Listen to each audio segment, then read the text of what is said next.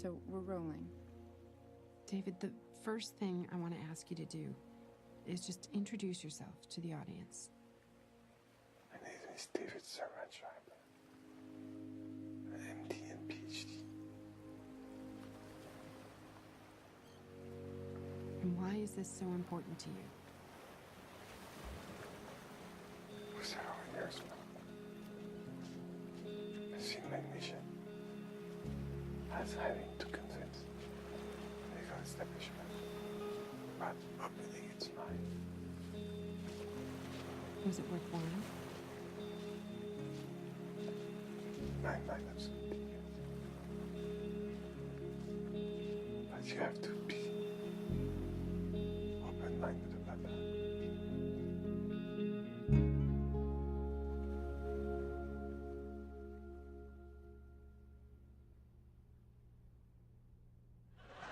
We don't even like the word cancer. We always whisper like, cancer. But we say we're afraid of cancer. We don't really behave like we are. We know what smoking causes cancer. Yeah, I only smoke when I'm drinking. Which is constant, really. This cell is cancerous. It is dividing at far too rapid a rate. We are presently in somewhat of an epidemic of cancer. Wake up, wake up, wake up! Huh? What? You have cancer! What? It's the one word you'll never want to hear. The number of cancer deaths across America. Got cancer. The one word that can shake you to your very core.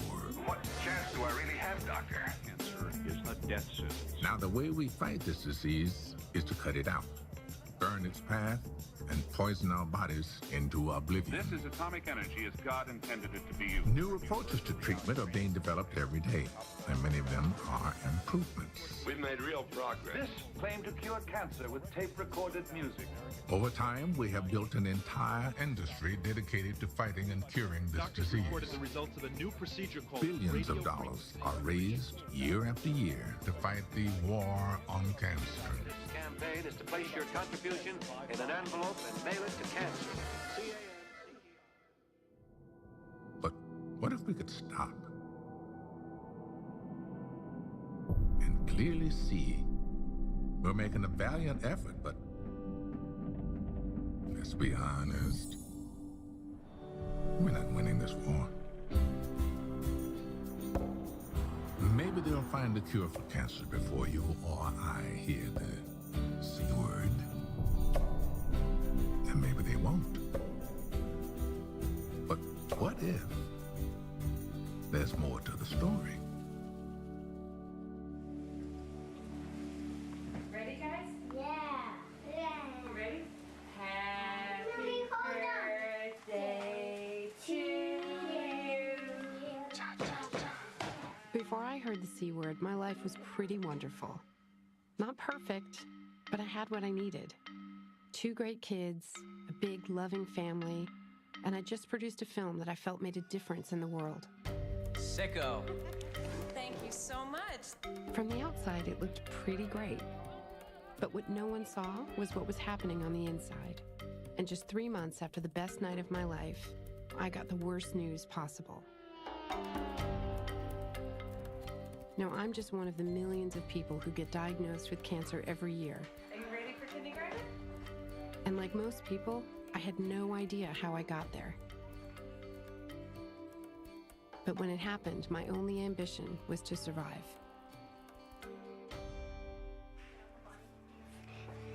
This is the robin bird I made. Say it again. Cancer can make even the sweetest among us a little testy. The flower I made for my mom because she actually got out of the hospital for once. You're right. And I have more paintings. I'll go get them. Okay. See you later. But there are also incredible gifts that come along with all that pain. I'm Dr. David Servan-Schreiber. 16 years ago, I was diagnosed with brain cancer. With my type of cancer... I learned about another patient who was fighting back against the disease in a way that was unlike anything I'd ever heard. What if you could prevent most types of cancer by the way you live and the way you eat? you underwent conventional treatment, chemotherapy. Well, I realized they were doing everything they could to kill cancer cells, but they weren't doing anything to help my body resist cancer itself. The goal for all of us is to develop a science-based anti-cancer diet, is that right? Science-based anti-cancer body, I would say. Okay. It's not just about diet. When I was on my knees, David gave me hope. So I said, well, I'm going to find him. I'm going to meet him. I'm going to convince him to let me make a movie on him. Joining forces with David led me to a whole team of players. And together, we would kick cancer's ass, like it tried to kick mine. How often do you have a chance in life to hold in your hand something that is immensely powerful and useful that nobody else seems to know about, you know? It's a blast. The uphill battle began in Detroit, where he's taping his lecture for a national audience on PBS. You know how cancer rates are going up and up and up and up and up. David's been given the chance to get his message out to those who need it the most. The ones who think they'll never get sick. Now, while you're there, we need you to pan the light a little bit. Take another step that way, just a little bit. There we go. But here, in this TV studio, he couldn't be more out of his element. Together, we have this incredible opportunity to help spread a message of hope that it is in our power. An hour and a half of live television is a new and risky challenge, but it pales in comparison to how David would feel if he kept silent. What I'm about to unfold for you here today is a story. It is both a scientific story about how cancer can be weakened, but it is also, in my case, a very personal story. I was a young, very ambitious, rather arrogant, university-based physician and neuroscientist with my best friend, Jonathan. David and we actually became good friends and started doing this research. And it always had to be done like at 9 o'clock at night when the clinical facilities were closed. And so we would go in there at night and you know, experiment. One evening, one of the subjects didn't show up. We didn't want to waste the precious scanner time, so we decided that I would go into the scanner. And as the images came up, I saw an anomaly, and it was pretty obvious that there was something wrong. Jonathan put his hand on mine and he said, David, there's something in your brain. And that's how I learned that I had brain cancer. Of course, I got conventional treatment, and that saved my life. But when the chemo stops, this is when the doctors say, go back to your life as it was. You know, let us worry about the cancer. Don't even think about it. And if this comes back, we'll catch it early next time. I wish I would have done something then, because a few years later, as often happens with these kinds of tumors, I relapsed. And that was much harder. It was more aggressive than we had originally imagined it would be. And my whole life was falling apart. My body, my life force was betraying me just when I really needed strength. And so I was slowly drifting into hopelessness. Because nobody ever told me there was anything I could do to help myself. It took me a little while, you know, to bounce back. But eventually I did. So this is when I hit the books and learned as much as I could from what is in the medical literature about how I could help my body resist cancer much better than it had until now. In an effort to save his own life, David scoured medical journals and discovered results largely overlooked by a medical establishment focused on survival and a cure, instead of stopping cancer before it strikes. Hidden in that massive research was critical information. We all have cancer cells inside us, right now, every one of us. These are abnormal cells, and our bodies are designed to fight and destroy them. We have the power to determine whether we feed or starve the cancer cells already inside us. We can help our bodies in this fight in 4 deceptively simple ways. Through nutrition, exercise, stress management, and avoiding toxins. Combining these 4 powerful tools, the anti-cancer method was born. David uncovered the information we need to face the war on cancer in an entirely new way. Oftentimes when you ask somebody what is their risk of cancer in the general population, you may hear things like 1 in 100, maybe 1 in 10. People are shocked to learn that it's 1 in 2. Just this decade alone, we're going to lose 100 million lives to cancer worldwide, which exceeds the impact of heart disease, tuberculosis, malaria, HIV combined. Scientists announced today that if your hand is bigger than your face, you have cancer. Ha-ha! Got you! Those are the 3 most life-altering words anyone can hear is, you have cancer. So my life changed. But the cancer has spread to your lymph nodes. What does that mean? Well, it's not good. It's tough because you feel like you've got to make sense of a situation and you don't even speak the language. If you'll just step over here to the sink and drink this? Well, if you say so, Doctor. It was just sort of a whirlwind where you kind of get put on a conveyor belt and you're just kind of like going down the conveyor belt and people are doing things and you're just kind of like, okay, I guess that's what I'm supposed to do. Mom says to stop trying to give yourself cancer. Just gonna get a little bit of cancer, Stan. I was living a very happy life and a very fulfilled life, but it was not a particularly healthy life. I was 38 and had never had a mammogram, and I felt this tumor really clear, and I just knew. The next Monday, I was in a surgeon's office who said, you have cancer, you have the most aggressive form of breast cancer. You're about to go on a crazy ride.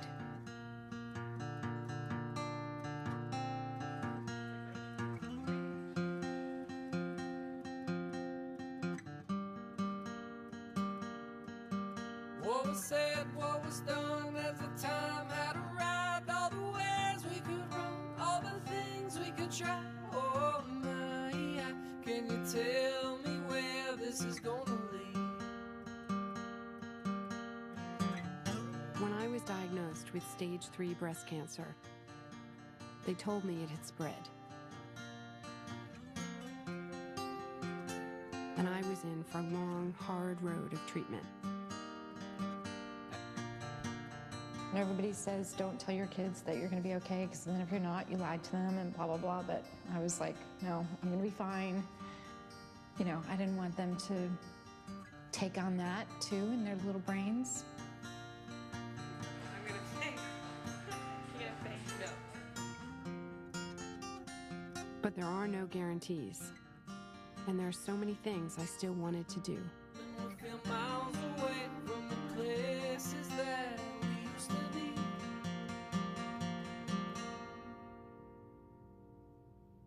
We all have cancer cells. I had never learned that in medical school. And this is the worst news of the evening. It gets better after this. Look at the data if you can, but raw data is challenging. It's hard, right? Who can read cancer journals? And you need somebody to filter through the science, understand what is important, what can give hope, and then spread that message. But a new take on an old problem isn't always what people want to hear. Dr. David Servan-Schreiber says we are in the midst of a self-inflicted cancer epidemic. As an oncologist reading this book, what were your thoughts? Complete and utter tosh. Well-meaning tosh, but tosh. How do people know what to believe when every 5 minutes there's a doctor with a good story and he cites a bunch of studies, then I talk to you and he says, you say it's garbage. How do we know what to believe? That's the big criticism of a lot of the things that you're saying, what David's saying is, it sounds good, but there's no science behind it. Oh, Jesus. And a lot of people have big mouth there, and they're talking about things that they don't know. My lab is focused on cancer treatment.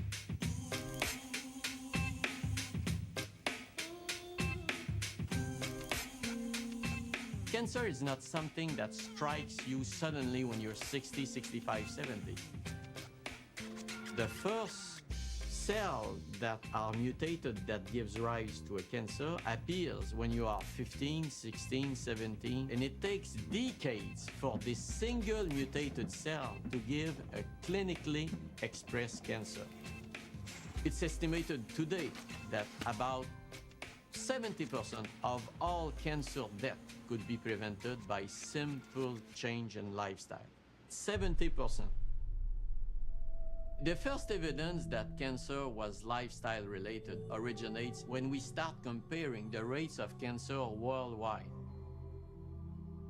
In the 80s, the Japanese population started westernizing its lifestyle and diet. In 2005, the rate of colorectal cancer in Japan is the highest in the world, from one of the lowest in the world, within 25 years.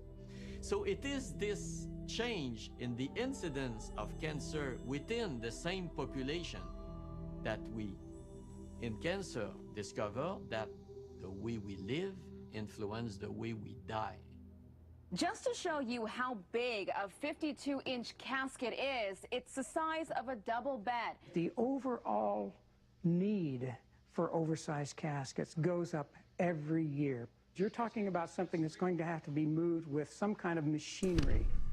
Obesity has been shown to be a key factor in the development of cancer because the most inflammatory cell in a human body are the fat cell. When you are overweight, that creates a chronic inflammatory condition that favors physiologically the development of tumor.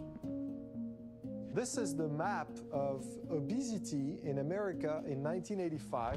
Slightly darker blue, less than 10%. Light blue is between 10 and 15%. Now I want to show you what an epidemic looks like.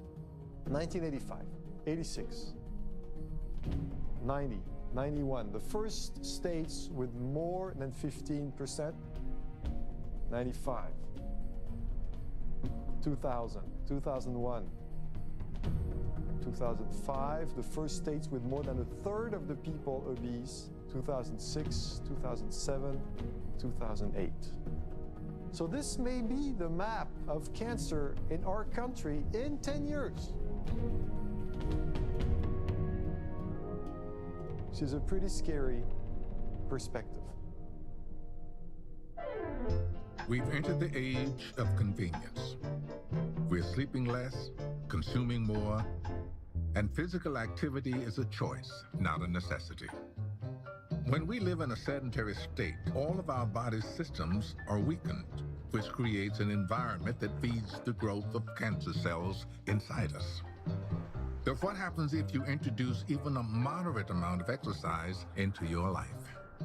With this anti-cancer pillar, your body will start to repair itself from within, cleaning out contaminants so when you exercise, you are decreasing your cancer risk. At the same time, you'll also reduce excess hormones that stimulate cancer growth, all of which boosts your immune system and makes you more resistant to disease. With all that going on, odds are you'll feel better too. And you can do it by taking just one small step. And then another. And another. And another. I actually thought that I was going to get breast cancer at some point. Because it was one of the first things Meg told me when I met her, actually. Really romantic. When I was diagnosed with a recurrence will wake you up in a way that even the original diagnosis did not. And I realized, holy cow, I've got this thing. Like, I really have to figure out what to do now. I can't just rely on the conventional treatments. I have to really figure out how I can help myself. And so I said to my oncologist, okay, if I were your wife, what would you tell me to do? And he said, well, I'd tell you to exercise. Can you tell me why, as a cancer patient, I need to exercise? And he said, Meg, just exercise. When you're asking people or suggesting that they make a lifestyle change, but not giving them the reason, what are the odds that they're going to actually, haul their sorry self out of bed on a Sunday morning and go exercise. Practically nil. Here's a study of women who had breast cancer, and we're looking at their chance of survival. The best they can do is moderate physical activity, which means 30 minutes of walking 6 times a week. Reduction in mortality of 50%. Now, this is an enormous number. Now, had my oncologist told me that, I mean, I would have made that change immediately. Olympic athlete. Yeah. We know so much about what patients can do to delay or forestall disease, that the fact that they are not given this information by their doctors borders on malpractice.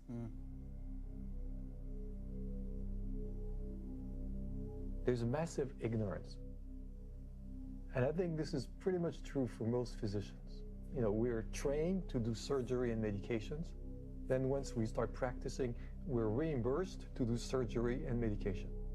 And because you can't make money with it, whatever is not surgery and medication, we think of it as not medicine.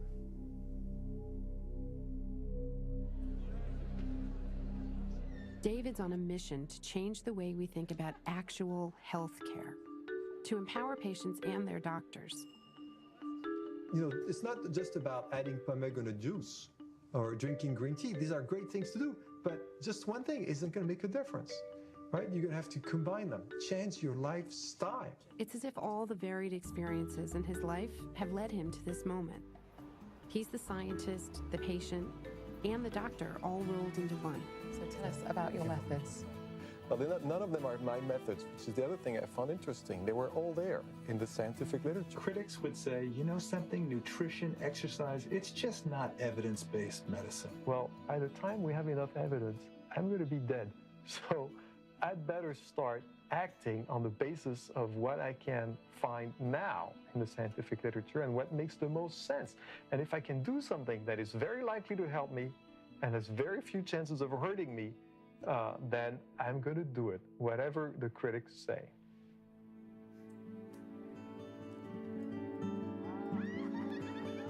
Il a demandé à sa secrétaire, qui s'appelait Delphine, après la fin de cette session de formation, mes coordonnées. Donc on s'est eu au téléphone après. Et à peine on s'était parlé 5 minutes, qu'il me disait j'ai pas envie de m'engager, j'ai peur, enfin, je veux pas faire d'enfant. C'est une danse. Oh putain, quelle horreur. Et je disais mais David, si on doit se voir, ce sera pour prendre un verre d'abord. Moi, le premier truc qui m'a complètement troublée, c'est-à-dire que je l'ai vu sur scène quand je l'ai rencontré pour la première fois, je lui dis bof, c'est pas mon genre d'homme quoi du tout. Et c'est son regard. C'est un truc, j'ai toujours dit son regard de petit garçon. Il a besoin d'intensité, David. Il a besoin d'intensité pour se sentir vivant. I actually feel a lot healthier today than I ever was before I had cancer. Every time I think about it, it blows my mind. It's too bad I had to go through cancer to get there. You know, and so what I wish for most people is, you know, why don't you do this now so that you won't even get cancer?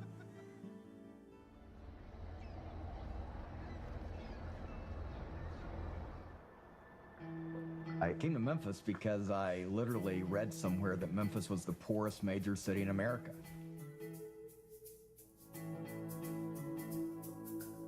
So I came here with about $12 in my pocket, literally not knowing a soul.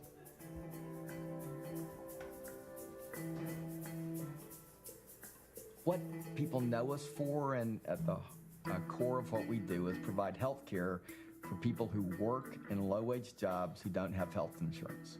Okay, all right, I'll see you in 2 weeks. They shine your shoes, cook your food, they'll one day dig your grave. They don't complain.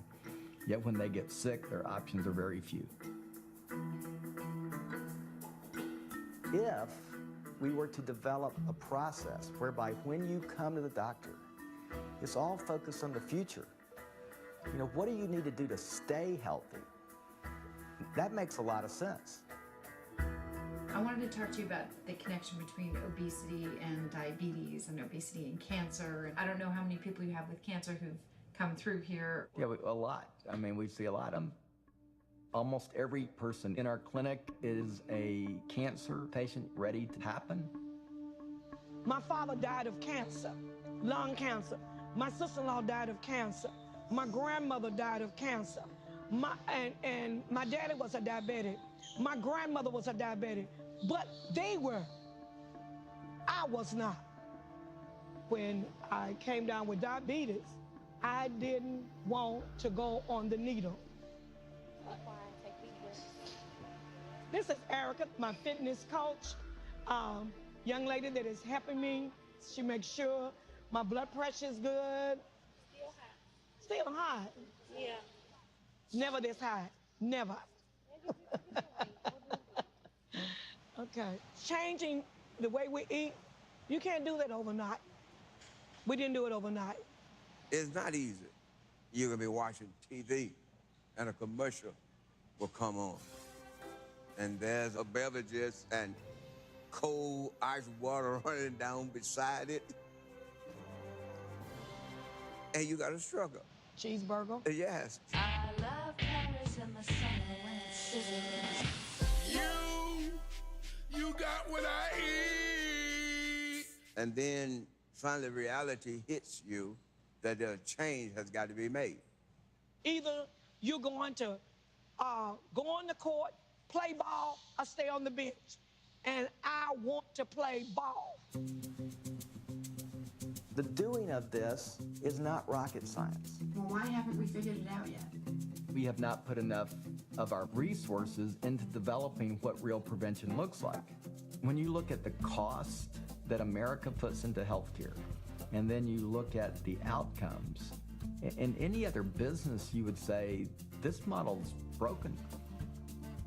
Somebody got to change that. We spend most of our healthcare dollars treating preventable diseases. We are getting sicker while a few companies get richer. We figured you'd be here. Cigarettes, they're killers.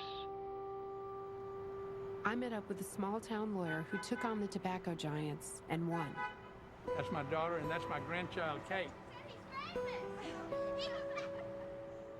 We all do what we can do to help people. And I think that's pretty much the American spirit. I don't see anything special about me at all. I'm a redneck from Mississippi.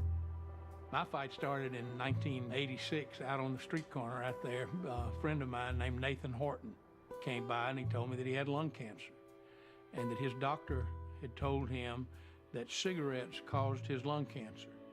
And he said, that doesn't seem right. I ought to be able to sue them. These people who are causing the deaths of millions of people worldwide, and they knew what they were doing. So it became personal for me. Do you think the Surgeon General of the United States is more qualified than you are to determine if cigarette smoking is hazardous to your health? Frankly, no. The tobacco companies got together and set up a scientific advisory board. The scientists quickly understood if you want to get money from them, you do things that are not going to find cigarettes cause cancer. And the theme was create doubt. How can cigarette smoking be the cause of lung cancer if the cause of lung cancer is, as yet, unknown? There was an active, concerted effort to lie to the American people. This is the open-minded approach the tobacco industry follows, and which it commends to others.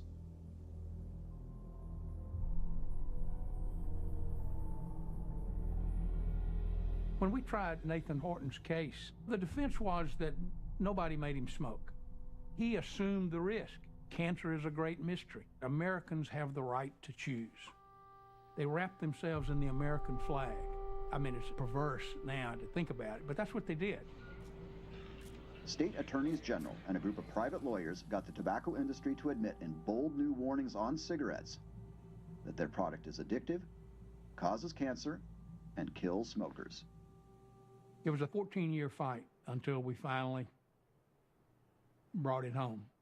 But they could see the future better than we could. And so they diversified.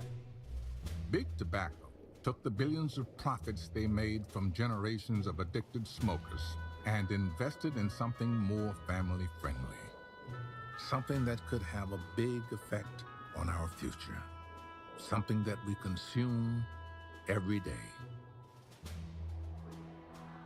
The food we eat. In 1985, tobacco giant R.J. Reynolds bought Nabisco Foods. Tobacco pioneer Philip Morris bought General Foods, and 3 years later, Kraft Foods, making them the largest food producer in North America, and leaving the business of food in the capable hands of the same corporations who helped addict us to tobacco. Using the same tactics they used to promote tobacco, food companies set about peddling the entire planet a diet of processed goods, loaded with chemicals and additives, masquerading as food. This new machine operates with specific targets in mind, like addicting consumers, without them knowing it. Nowadays, practically everything's in a package. You don't know what's in that package except what the label is. You have to be able to trust the label. The food companies have taken advantage of that. And the fact is that the food is loaded with chemicals and artificial ingredients and things like sugar. And I looked at your Chobani yogurt, and there's no sugar there listed. But there's evaporated cane juice. I don't know what that is, but juice, that's natural. I don't know. And all it is sugar. They make up names, and it's illegal to do that. Welcome back, my guest tonight. Pulitzer-winning a reporter. He writes for the New York Times. His new book is called Salt, Sugar, Fat, How the Food Giants Hooked Us. Please welcome to the program, Michael Moss. Sir.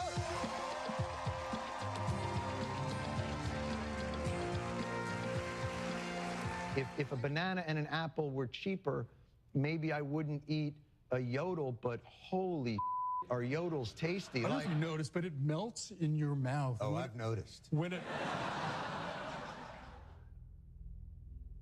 Too much of these foods, which I like to call the foods we hate to love, can make you overweight or otherwise ill. But now we know that they've known this for years and years, even as they continued adding in heaps of salt, sugar, and fat to their products. You can see through the records that I was able to obtain, the meeting minutes and the memos, the tobacco executives met with their food division people. They would nudge and cajole them and push them to sell more product and make more money.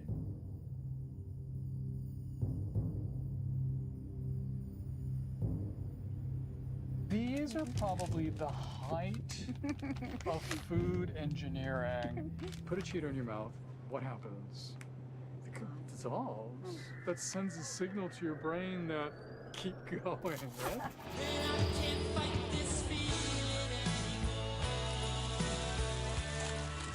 I think we finally found their weakness, Mr. Lee. The whole point is that we're not just trying to get people to like our products, we want them to want more and more of them. But there's no word they hate more than the A word, addiction. Even according to these scientists who work with the food industry, in their words, the industry has been exploiting the biology of the child by orienting so many of its products toward sweetness. So when you go back to the perimeter of the store for those vegetables, especially that sort of high-powered nutrition blockbuster broccoli, the kid is going, this is what I want. Dang, you know, I don't want broccoli. I do not like broccoli, and I haven't liked it since I was a little kid, and my mother made me eat it, and I'm president of the United States, and I'm not going to eat any more broccoli. Now there's another vegetable in trouble. Asked about Brussels sprouts, the president gave a decisive thumbs down. It's pretty easy to knock what's good for you, and much harder to sell it. I just don't know how to get the word out about Florida blueberries. With all this stellar PR, it's no wonder we eat more processed food than anywhere else on the planet. Thanks, guys. This is the modern farm in America. It's called an industrial feedlot. Where do you see the green here? There is no green in the modern feedlot. Why is that? Because instead of eating grass, these animals are eating only corn and soy. Why should we worry about that?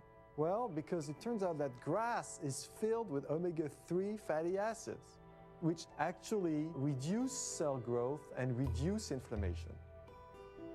And corn and soy are filled with omega-6 fatty acids. The omega-6 fatty acid, it turns out, raise inflammation in the body. They stimulate cell growth. So what happens? When these animals no longer eat grass and eat corn and soy, the meat that comes from cows is filled with what? With omega-6 fatty acid. What's the American national dish? Hamburger and French fries, right? You know that industrial red meat has been identified as being one of the worst promoters of colon cancer. The vegetable we put with it, French fries, it turns out that potatoes actually bring up blood sugar. Then we fry the oil so that it sucks up all our antioxidant defenses in our body. And then we make that our national dish. Now, you'd think that it was the Defense Department that made this like the national dish for another country that they want to get rid of, you know? I reference McDonald's a lot because I go to McDonald's. I love the silence that follows that statement. Because we all know better, right? We've all read the articles, seen those documentaries. It's the same message. Look, McDonald's is really bad for you. It's very high in fat and calories, and we don't even know where the meat comes from. And we're all like, that's disgusting. I'll have a Big Mac, a large fry, and a 2-gallon drum of Diet Coke. I'd just like to see one commercial that showed people 5 minutes after they ate McDonald's. Oh. Momentary pleasure followed by incredible guilt, eventually leading to cancer. I'm loving it.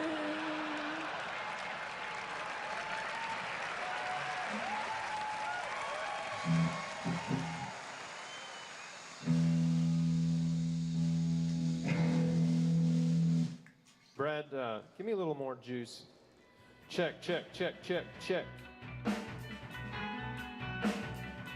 You know, it's interesting, when I was in the hospital, the first meal that they served me after surgery, I couldn't believe it. They served me a sloppy Joe. You know, I wasn't a super healthy guy at all, but they brought this sloppy Joe out. I'm like, surely this is not what I should be eating just after you took out a third of my large intestine.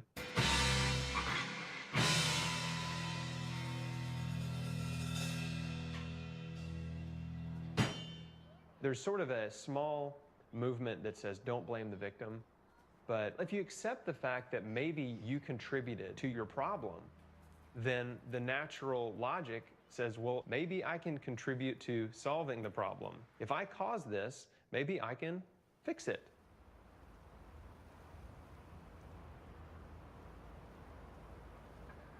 You got to care about your life if you want me to help you figure out a way to live your life better.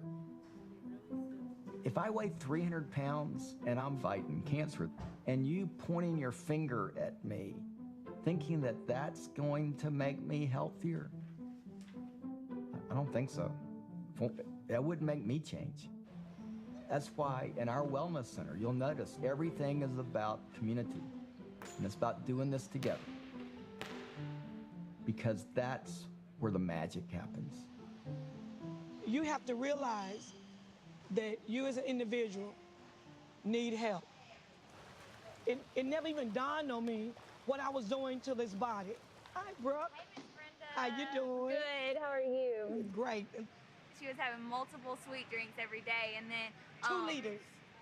2 liters. I wasn't gonna say it, but she said it. Yeah. Plenty of Pepsi. Yeah, and so just seeing that, those little changes, you know, it's small steps. Maybe it didn't all go at once. It didn't. I have not had a Coke, a Sprite, a Kool-Aid drink since February. Nothing but water.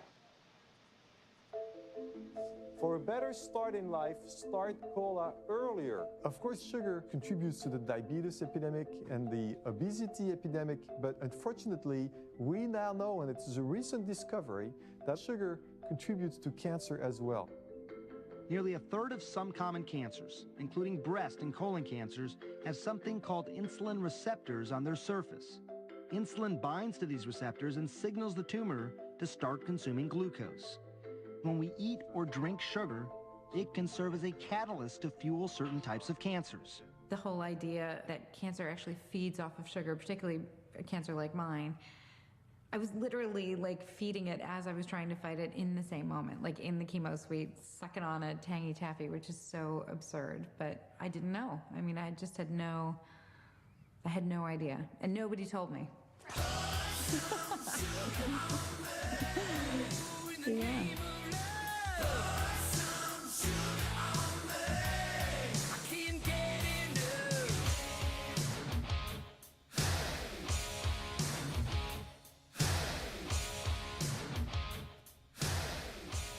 We've invented phenomenal vehicles for pouring sugar into people without them noticing.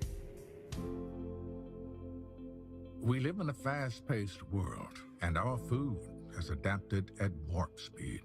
But our bodies were built to thrive on healthy fuel, unprocessed nutrients like fruits, vegetables, protein, and water. It's a pretty simple concept, but the results are much more extraordinary than you might think. It's the reaction inside our bodies on a cellular level that makes the nutrition pillar a powerful tool of the anti-cancer method.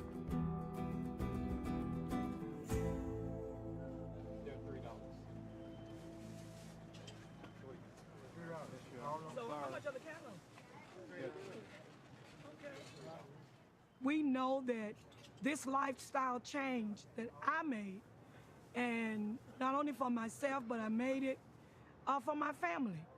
This is my daughter, Trivia. She has lost 68 pounds, and we are so proud of her, and she said her goal is to lose 80 more pounds. Yes. I work 11 to 7, and I work at a hospital, so y'all know it's very stressful. So when I used to get off work in the morning at 7:30, I knew all the restaurants I was gonna hit. You know, I was gonna do McDonald's one day, Chick-fil-A the next day, Burger King the next day. I had them all mapped out. And I would do that, and it would be a comfort to me after a hard night's work. But I didn't realize that it was making me gain the weight. You know, it makes no sense that you can't do anything to help your body be more protected against cancer. Obviously, the food you eat every day, 3 times a day, has to have an impact. So tell me, what should I eat? What's the typical anti-cancer plate? Mostly vegetables, mostly plant-based. Obviously, foods contain molecules, and some of these molecules happen to have very specific and potent anti-cancer activity. And a researcher at the University of Montreal, he had the idea of buying a new piece of equipment for his $40 million lab. He bought a juicer. We've been looking at the anti-cancer properties of molecules in food for about 15 years. So why, when we talk about prevention, are plants so important? Oh, I haven't seen this result. That's very good. How do plants that have no arms to fight and no legs to run protect themselves against plant-eating animals, bacteria, virus, insect? Plants defend themselves by producing thousands and thousands of substances that are either toxic or killing the bacteria that try to eat them. These molecules, we call them phytochemicals. Phyto means plant, chemicals from plant. And by pure serendipity of evolution, out of these thousands of phytochemicals, a couple of thousand also have anti-cancer properties. This should not be a big surprise because about 50% of the drugs we use in the clinic to treat cancer today, Taxol, vincristine, vinblastine, and so on, are isolated originally from plants. This part here is a human tumor. So these mice are being treated with various food extract, broccoli and garlic and blueberry. And it shrunk the tumor by how much? 90%. 90. 90%. Wow. That's crazy. Yeah, if you would have these types of results with drugs that would be tested from the pharmaceutical industry, I would call the head of research anywhere he would be on the planet at any time of the day and tell him, Bob, we've got an incredible results with compound W6NN9W9. And he would say, what is it? And it's a 90% reduction. He would be excited like crazy.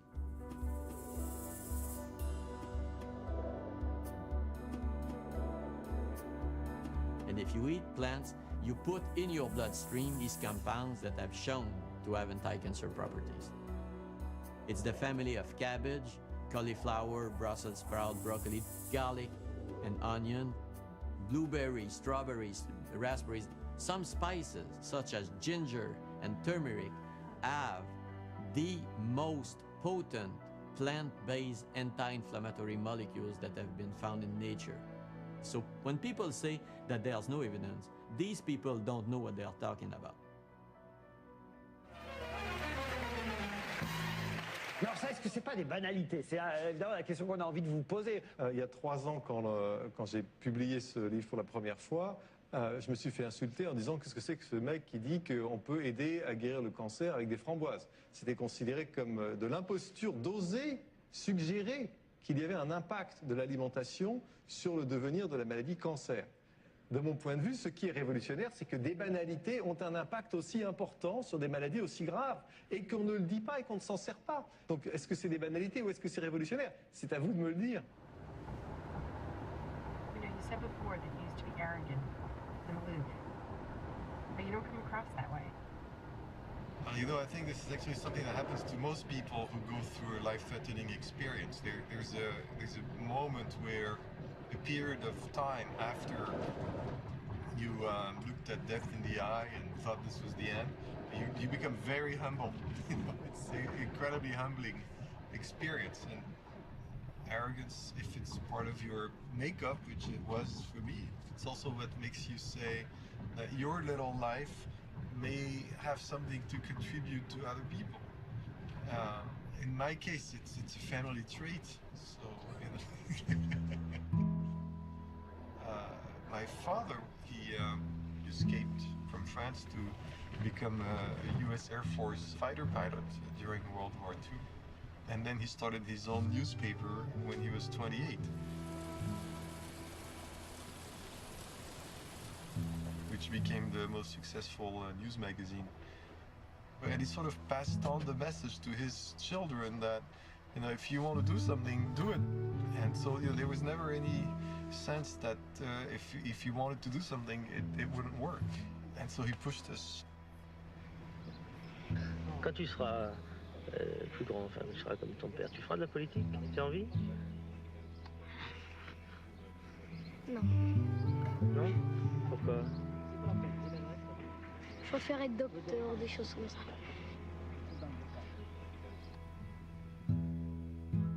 David se devait d'être prophète, qui se devait de laisser une trace, qui se devait de reprendre le flambeau. Il m'a toujours dit, combien de fois il m'a dit, mon cancer m'a sauvé la vie. Parce que sinon, je serais restée ce petit con que j'étais.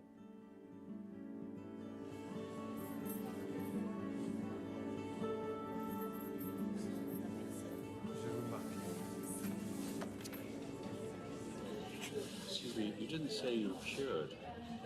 No, I don't think I am. You know, I'm getting a scan Friday, and I get one every 6 months. I never know. This is not a cancer that goes away. You know? What kind is it? It's a brain tumor, so it's something that you have to, you can contain it, maybe, hopefully, but you can't get rid of it. I think there's some research which shows that you can reduce tumors in the brain with dietary approach. Yes, absolutely.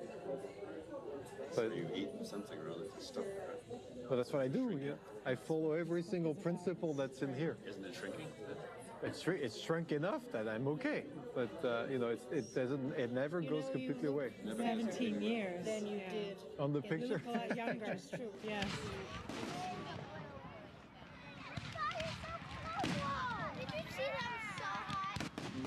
We're all vulnerable to cancer. But once you have it, it never really leaves you. And midway through filming, there were signs that my cancer might have come back. you know, cancer was kind of in the rear view mirror. And when I found out that actually it was fine and there was no recurrence, I think everybody felt happy, you know, relieved.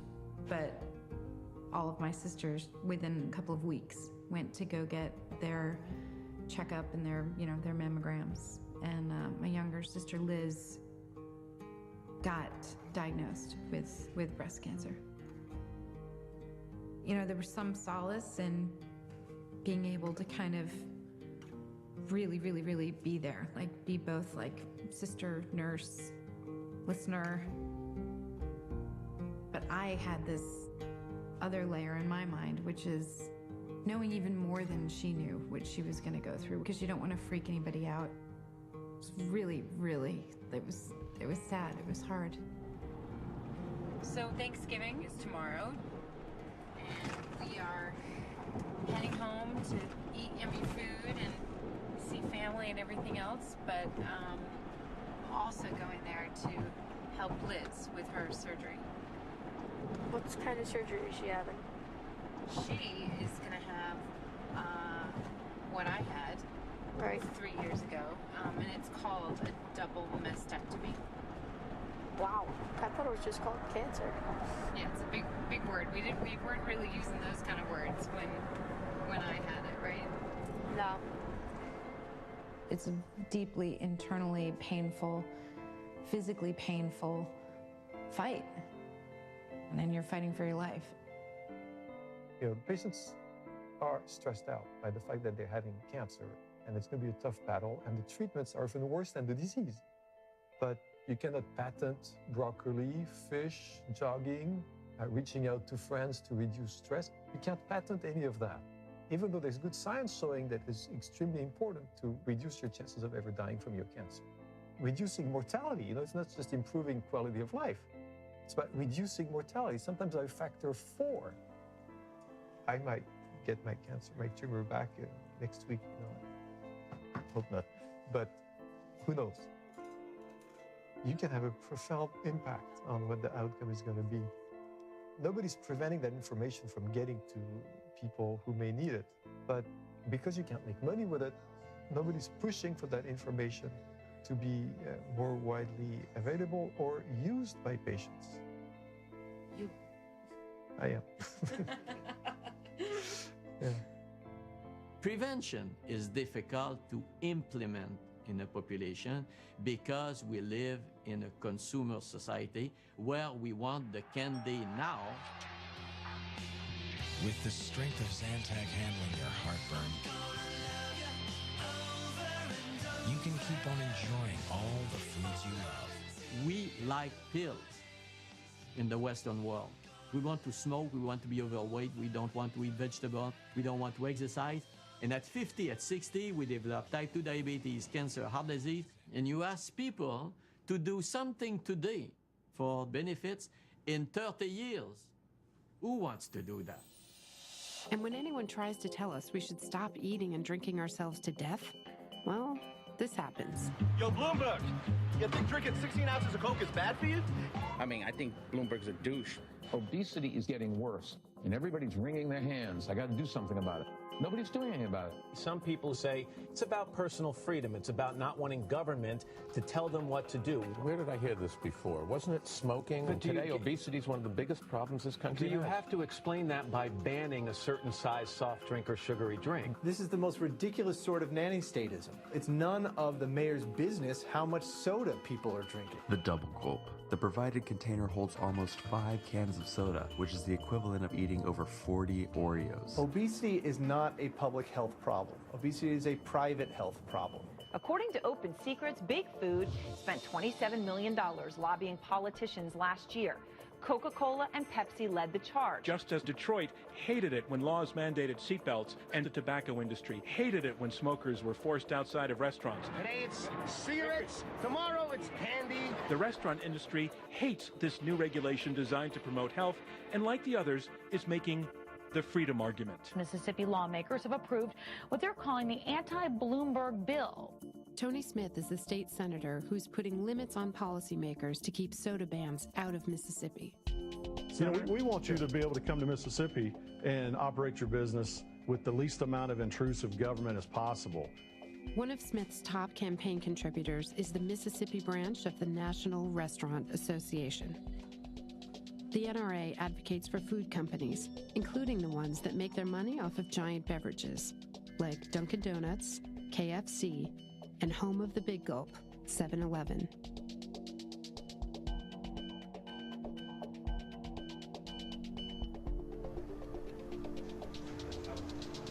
I was approached by the Restaurant Association, and they said, look, we see this sort of coming across the nation. We'd like to do a preemptive bill that would prevent a municipality of mandating what a restaurant could or could not serve. And these sodas are mammoth. I mean, they're huge. Like, it's really kind of, there's no point to it when you think about it. It was sort of like people were standing up for the right to really hurt themselves. No, they're standing up for freedom of choice. We're not against trying to be a healthier Mississippi. We're not against that. But is there again, we're talking about regulation. That's what the bill addresses, regulations. You're not for regulation, really, at all. You're on the health committee as well. I am public health and welfare. Okay, so public health, we're in Mississippi, right? Highest obesity rates in the country. I think Americans have enough common sense. Some make real healthy choices. Some still like to buy the pizza and the French fries. Okay, let the market. Just let the market decide what you got to do. Now, I'm no politician, but letting the market decide doesn't seem to be helping people living in the state of Mississippi.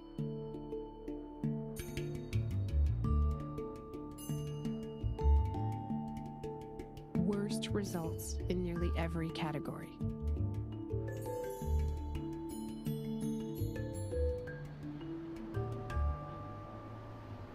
Holmes County, Mississippi, where I live, has the highest rate of amputation from diabetes of any place in the United States, right here in this pretty little town that you're in. These are my neighbors. These are my friends. These are people that I've lived with all of my 68 years. When I realized that this is not some accident, it's the food that they think is the same is not the same anymore. So you are up for another fight, a big fight. This is it. I'm up for this fight. This will be enough for me. Whether we're liberal or whether we're conservative, we've all got that streak in us. But the fact is, you cannot have free choice unless you have an informed choice. And you can't have an informed choice if they're lying about what's on the label. What about Pam cooking spray? Everybody knows what Pam is. It's some kind of little healthy oil with compressed air that you spray it and it gets on your pan. It's not compressed air. That, you know, and they don't tell you, but it's butane and propane. People don't understand that they are spraying lighter fluid on their children's hot cakes. And it's fabulously successful. But we're gonna sue their pants off. They may have a lot more lawyers sitting around their table. But you know what? They can't talk but one at a time. And then our work is done. I can go fishing with my grandson.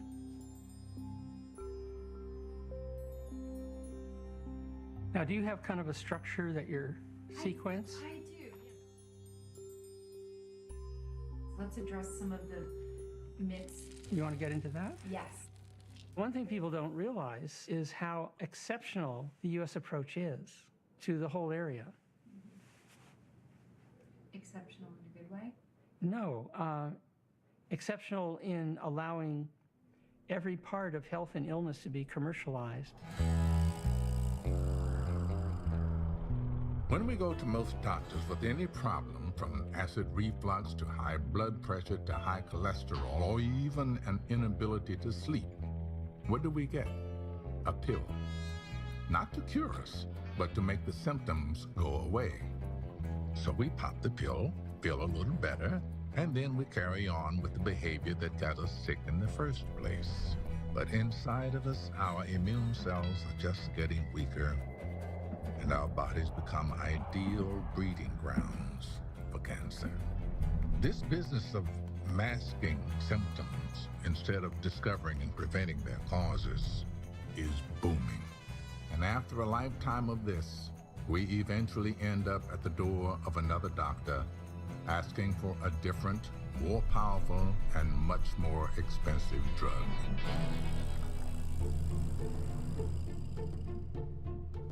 Only one of the 12 new cancer drugs approved last year extend life more than 2 months, and the other 11 don't. But they're all being priced at $100,000 or more.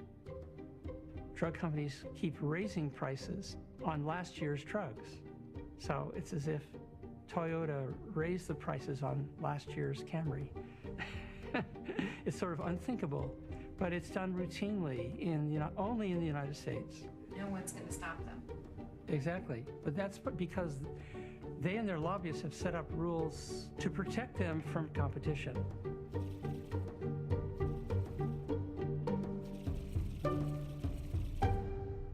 You might not buy a new TV set because the economy's lousy, or a new car, but medicine? Cancer killing something that can combat cancer? Hey, that's the kind of purchase you don't defer. Throw the switch in the right direction for a future of health and happiness. Such a cancer train, and I've been on it. Caring about somebody else who had cancer and going for walks and raising money, being in treatment. I've certainly benefited from drugs that a lot of that research goes into, but we've been looking at this disease the wrong way. We don't even think about cancer until it happens. And we're losing sight of what is actually a really simple message that could save people from ever having to enter into that world in the first place. But we're not there yet. For Carol. For my wife. For my mom. For every pink bucket of grilled or original recipe, KFC makes a 50-cent contribution to Susan G. Komen for the cure. Together, we could make the largest There donation. will never be a single cure for all cancer. It's not one single mutation. It's a complete chromosomal disarray inside the cell. So to think that one single drug will treat all cancer without side effect is a myth. But when you turn on the news, you'd think we're curing cancer every day. Well, tonight, you're about to see a discovery. Researchers may have discovered a miracle drug. We're actually talking about a cure. It makes for exciting TV that completely misses the big story. The studies that informed anti-cancer have been published for decades, but no one is talking about them, and no one has to incorporate them because there aren't clinical results like the ones we get with drug trials. All the tests about cancer are tests of cancer. How strong is your tumor? We're not looking at anything that measures your body's resistance to cancer. There isn't a big industry out there to fund lifestyle change research. Conducting randomized clinical trials in this nation is primarily funded by the pharmaceutical industry because they have a drug that they're going to sell, and it's a business. So to talk about something like physical activity and modifying somebody's diet, who's incentivized to find the positive study? The pieces of the puzzle are on different tables. So we need to put them on the same table to create this comprehensive care plan. But we need to do the clinical trial to really show that that's the case. I think what's exciting is to make the demonstration that we can act on the tumor microenvironment. David knows this is his opportunity to change the way the medical community approaches the disease. Really put on the map the importance of lifestyle interventions. And he's spending every waking moment making sure the study launches. But they don't really do that, though. It would be, let's look at it and see if it's what we were planning on doing anyway.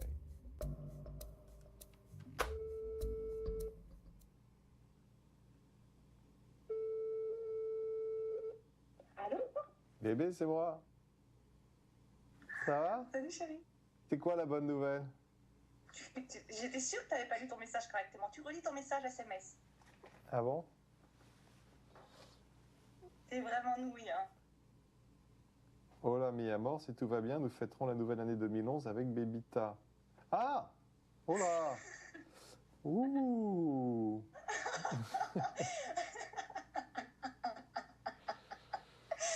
On est des warriors. Ah, grave, ouais. Moi qui pensais que j'avais abîmé mon sperme avec mon téléphone portable, tu vois. Ça va? Tu respires? Ouais. Tu vas me faire pleurer et c'est pas le moment. Non, mais pleure pas, chérie. On s'aime, c'est tout. After World War II, the chemicals that were created for the war machine entered the manufacturing and agricultural industries here at home. Synthetic chemicals, which made for cheap, new, and longer-lasting products, flooded the market, but remained untested for safety to humans. And those toxins still remain in many of our products today. So unlike the exercise and nutrition pillars, where we're often fighting against our own bad habits and ignorance, the struggle with the toxin anti-cancer pillar begins with trying to find out what dangers are hiding in plain sight. Shiny suns, we're shiny suns, we shine like only shiny suns. Morning! You've forgotten us already? Chemical residue left over from your cleaner. Made from toxic ingredients. We give you the impression of clean. And then we get to watch you clean. I think there is a fundamental assumption by consumers that when they go into a store, no matter what the product, that somebody somewhere has tested it and is protecting them, that it is safe to buy if it's out there. And that is just a false assumption. There is no pre-testing. You are the guinea pig.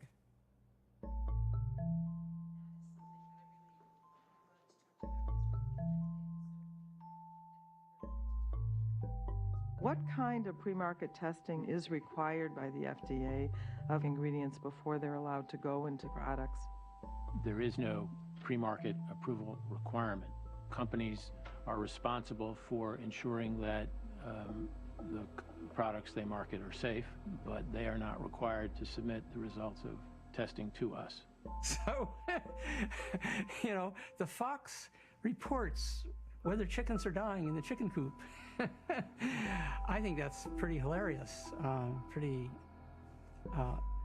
riddled with conflict of interest.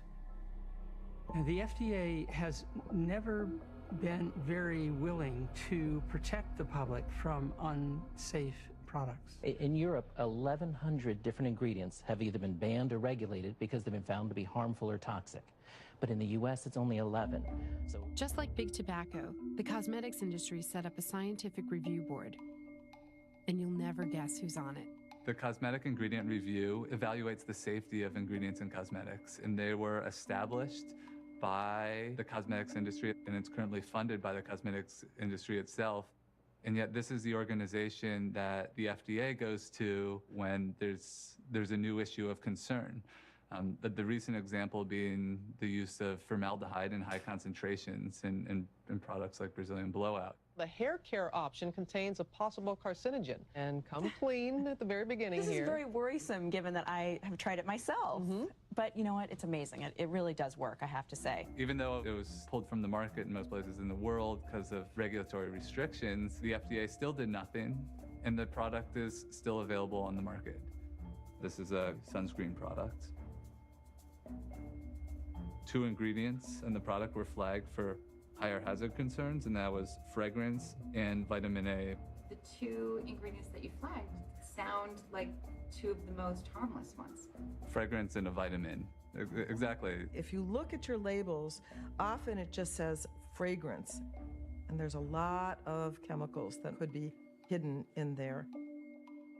You may have used something that caused a little rash or itching, but you probably didn't think that there could be carcinogens, cancer-causing chemicals. I mean, feel my hair, Robin. Doesn't it feel nice? That's really nice. And I mean, you know.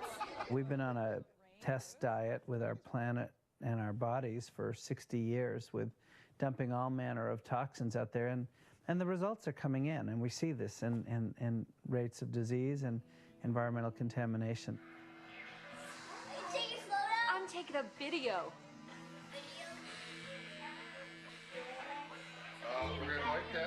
What? Yeah. Back at home, my sister had just begun chemotherapy. and I was there for a moment that I knew very well. Look at that! Good job! It's not genetics. We've all been tested. We don't have the breast cancer gene.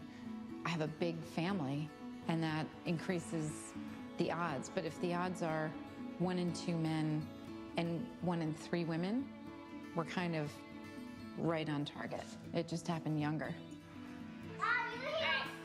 Thanks, buddy. I would like just like Daddy's on the bottom. Nobody cuts their hair with this again, okay? This is a one-time special event. When I was done with my intensive chemotherapy, surgery, radiation, I ended up in the hospital for a week. My body was completely shot, and Lizzie was the opposite. She was participating in getting herself healthy from the get-go. She wasn't waiting until after treatment.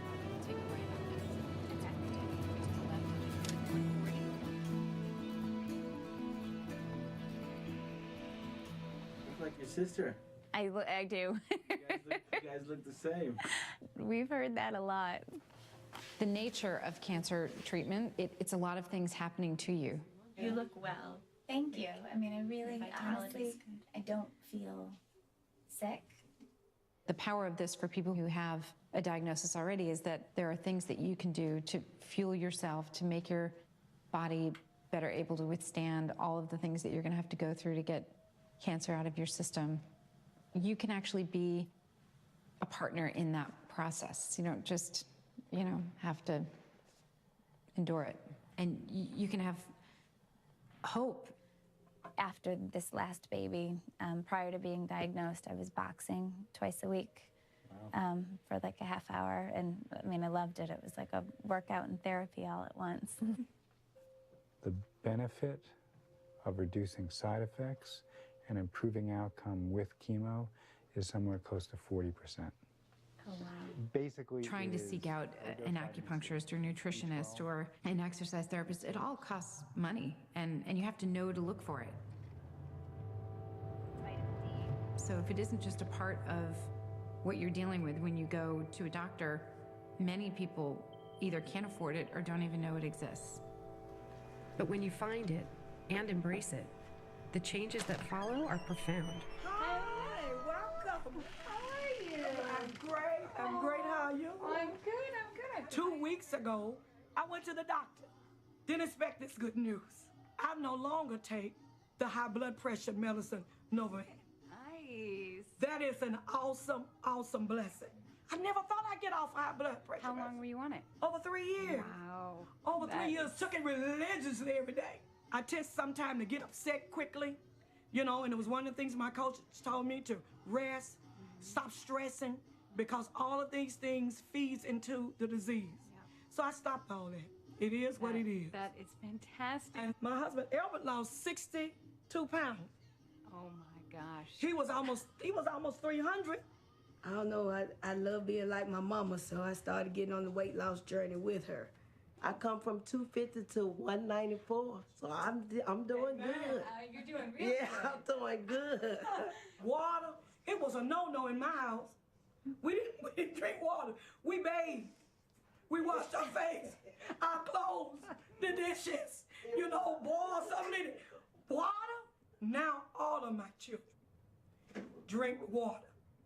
You do know in order to eat healthy, it costs more. But guess what? You save on doctor bills and clothes. All right. And somebody's ready. All right. I want you to sit right here. Let's entertain our guests. Do you want one or two? Just some of those yummy veggies.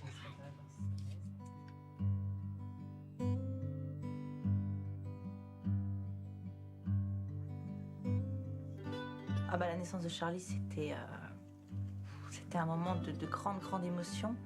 Donc ça, c'était un grand moment dans ma vie, dans la sienne, je crois aussi. Puis après, puis en août, on est parti à l'île de Ré.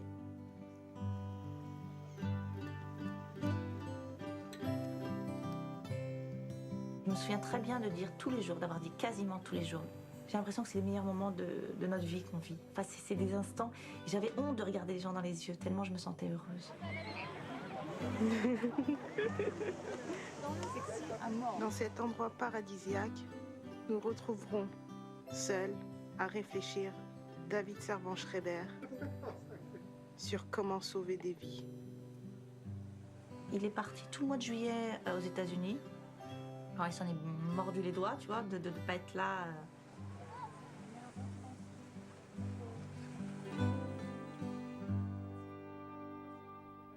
There's so much to do, you know, and I'm just one person. And I have cancer cells, you know, and I know how important it is to my sanity and my health, and as well as the health of my family, that we stay connected. It's not so reasonable for me to be on the road as much as I am.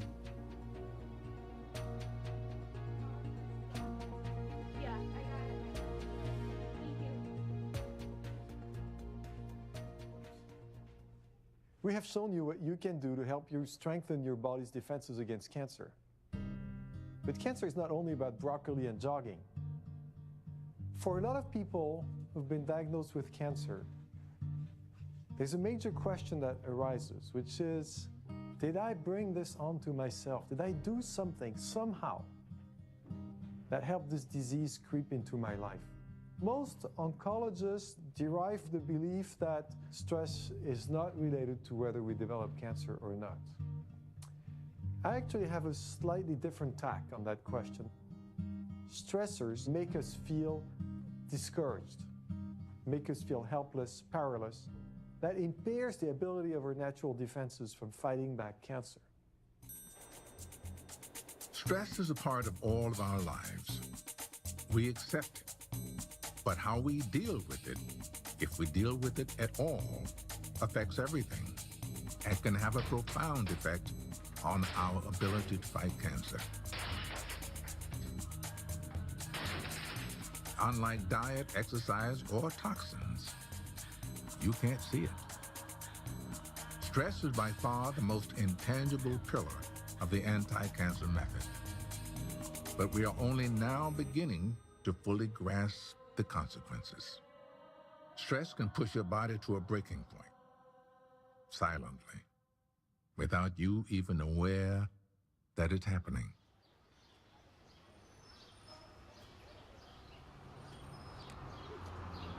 Stress is very useful. If you run away from a rhinoceros which is chasing you, you have maximum stress is good. But if you spend your life thinking that the rhinoceros chasing you, then you are in trouble. It's going to eat your neurons, it's going to eat your immune system. It's bad for everything.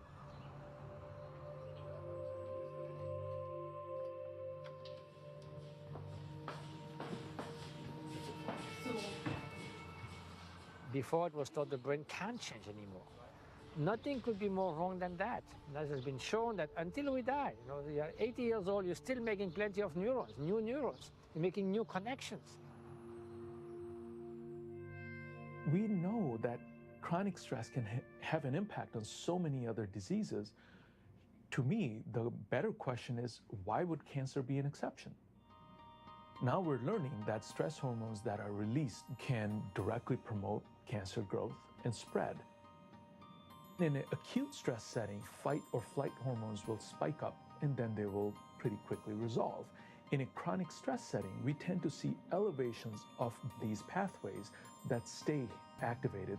So that would again create an environment that would promote tumor growth. All of the data that we have would tend to suggest that there is indeed not just a mind to body connection, but there perhaps is a mind to cancer connection as well.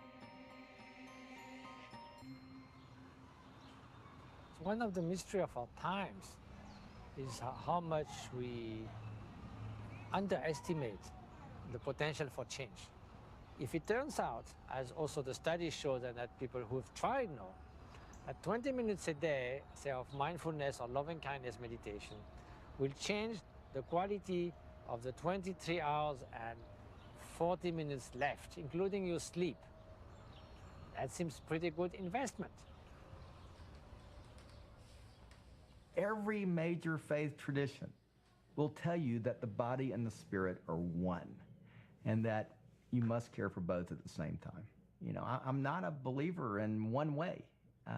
One way, there are many ways, but there are no ways that work without connecting to the spiritual dimensions of life. Now, those are not the words you normally hear in the doctor's office.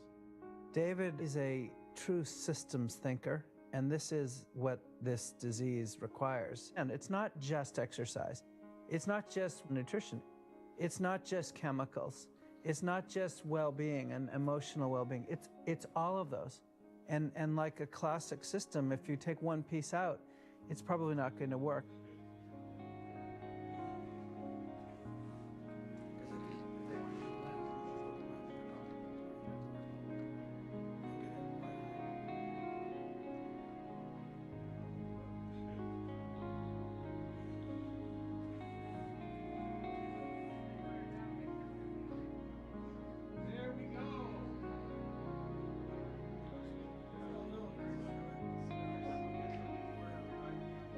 I saw David's first symptoms just before his last trip to the US. It was clear he was not doing well, even though we did not know what it was about. But it was clear that it required investigation, possibly even urgent investigation. So, coming back and, yeah, applause, you're acknowledging the whole crowd. Hey! Okay, and go. Go ahead. Welcome back to Anti-Cancer. In this last segment, shit, I can't say this. You can. It's rehearsal. No problem. This doesn't make sense. Go back. We told him, do you really have to go? Can't you cancel? All right, let's say we're done. And His response was, this is what I'm here for. If you could give us a little bit more energy, do you think? I'm so tired.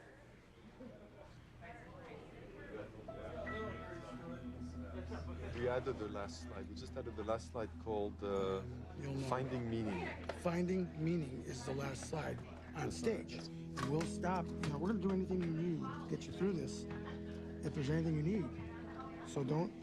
What is it in human beings that helps us keep our healthy sense of ourselves, helps us keep a sense of meaning in our life in the face of stressors? If you had to guess and think about that, the number one thing that human beings need is actually connectedness, connection with other human beings. Many cancer patients live with a sense of powerlessness and hopelessness, but I've been hanging on to this idea that until the very end, it remains always in our power to save our lives and bring it to a meaningful conclusion.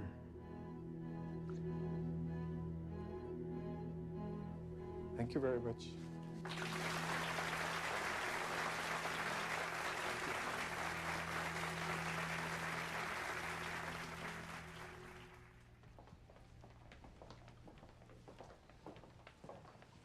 I'll always wonder if David knew that the taping in Detroit was his last stand.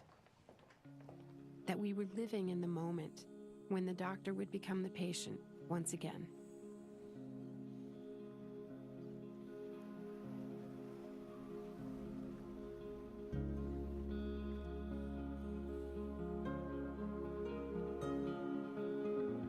About a week or two after, I had a follow-up examination, which showed that the cancer had come back.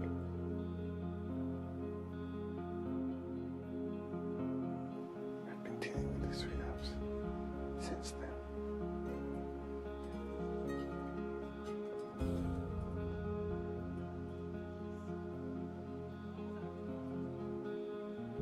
I did not take sufficient care of myself. I cared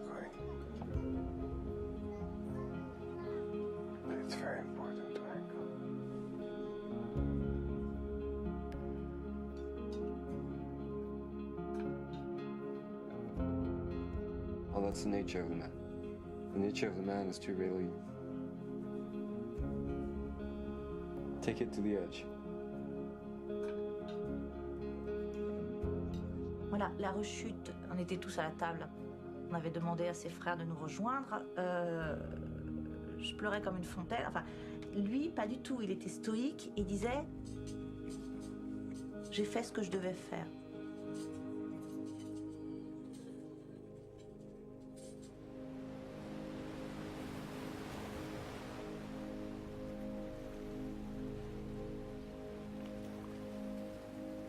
Après cette discussion légère, qu'est-ce que ça va être comme question? Épitaphe, si tu peux. Il a commencé de grandes choses qu'il n'a pas terminées.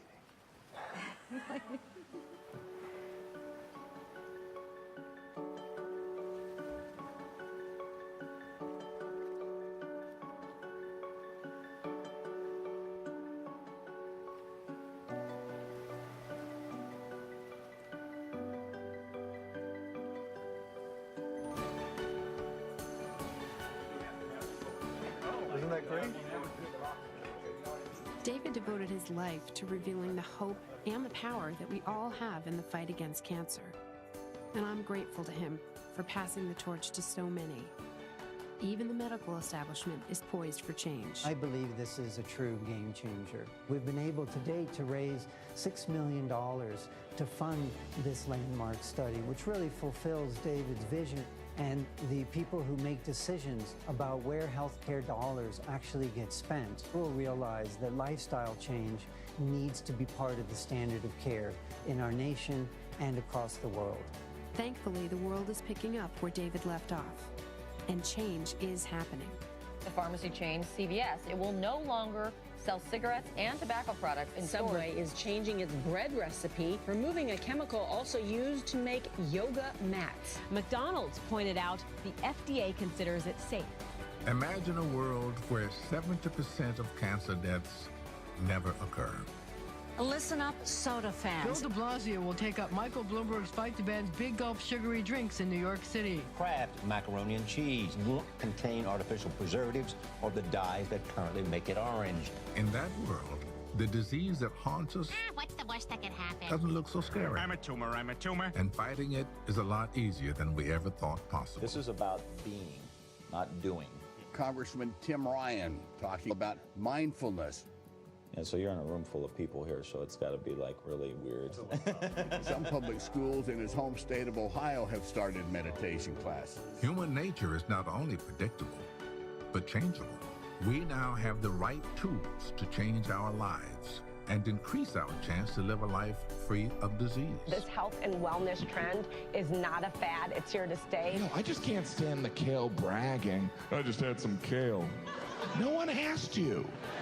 By arming ourselves with simple truths and knowing the obstacles for what and who they are, they lose their power over us, and we can take back our own lives. You as a parent should be able to walk into a grocery store, pick an item off the shelf, and tell whether it's good for your family. I will never go back. Never. Because sooner or later, and much sooner than you think, it's going to catch up with you. Come on, people. It's time to stop being afraid of cancer. It's time for cancer to be afraid of us. Time moves on, people heal, kids grow up, and the C word becomes not about disease or dying, but about living. And not in fear, not in the past, but in the here and now.